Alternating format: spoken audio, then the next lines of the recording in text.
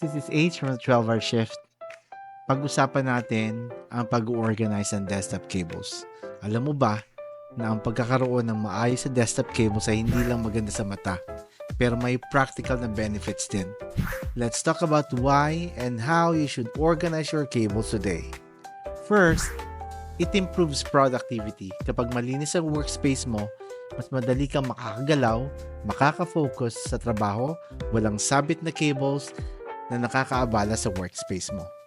Second, it prevents damages to cables.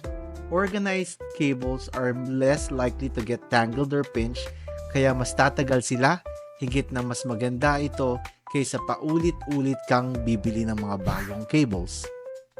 Third, safety first. Nakakabawas ng aksidente ang pag-aayos ng cables. Walang masasabit o matitisod sa mga cables na nakakalat. And ang pinaka-importante, ito ang pinaka-importante para sa akin, I'm not sure para sa inyo, it enhances aesthetic. Clean and neat cables make your setup look professional, mukhang pro. Maganda rin sa mata, kaya mas nakaka-inspire magtrabaho. So, there are quick tips on organizing your cables.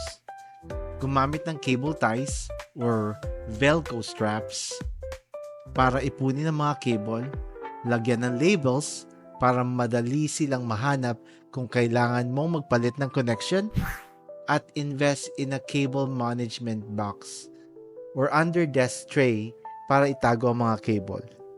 So, ready ka bang i-level up ang workspace mo?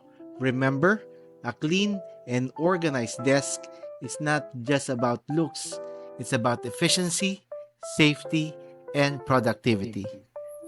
So, alam nyo na, ilalagay ko yung mga ginamit ko na items para ma-cable manage ang setup ko.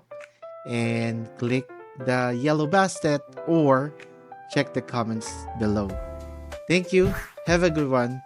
This is Ace from the 12-hour shift and see you on the next video. Thank you. Bye-bye.